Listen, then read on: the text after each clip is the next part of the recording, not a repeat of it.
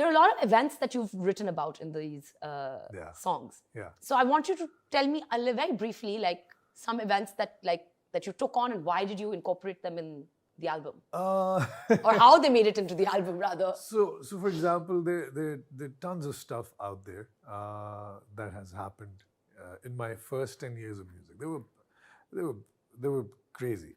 We were performing musician, always on the road, lots and lots of fun. So when the idea came to, what are we writing about in this music? Because when I was in rock and metal, you are restricted by certain guidelines, or there are certain lines you can't cross. And you can't say really a lot of things in rock music. But this genre, when there was no genre, it just started making so much sense. And Which is the dance genre. Yeah, it's a dance genre. And you could talk about anything or anyone or any small little experience. And there's a very fun line somewhere, and it goes like, boys mere pakke kache sare paraye ne. Ni tu hi das kinu kinu toke karaye ne. And this is from a song. If I tell you the title of the track, you'll be surprised ki what a thought like this is doing in a song like this. It's a song called Auntie Let Me Go. It's in volume 2, and and it goes into this really fun part where you're talking about your life as a Lahori, and you're talking Purani Narkali chasi sode yes karaye ne.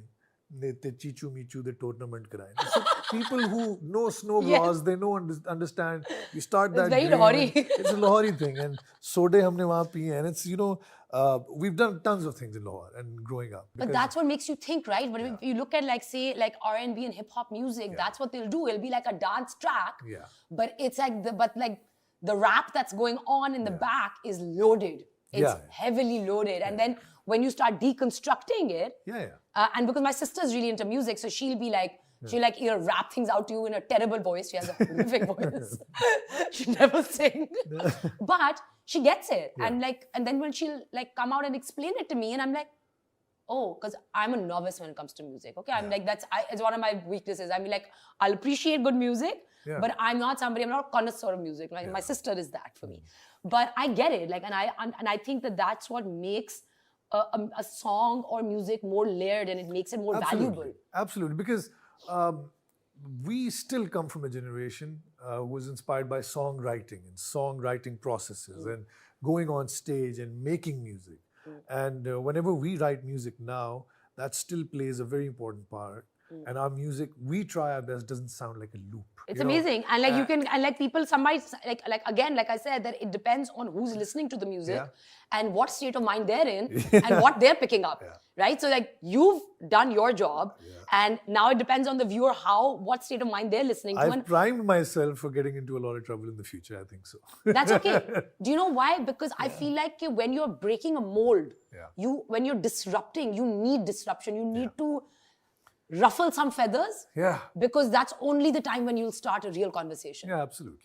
But I'm really excited for volume 2. Thank you. And before we go, quickly please tell us, how are you staying so far away from the public eye? Because you're never anywhere. You maintain a very, mysterious persona, elusive. No, it's not that. I'll say I'm lazy, to be very honest, and that's a lie.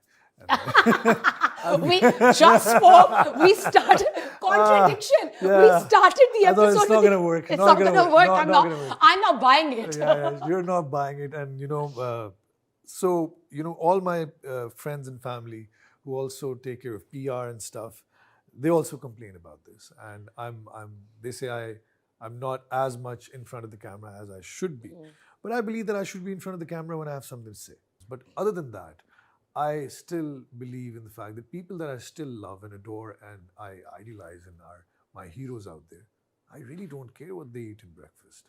I'm more concerned with their art. I'm more concerned and more, I'm waiting eagerly for their next piece of art. What their mindset, learning from that mindset, how do they get into that zone? And I like that distance between me and my heroes because, they say never be friends with your heroes, because you'll just realize they're as human as you are. As you are. And with that, I just said a lot of things for people to understand.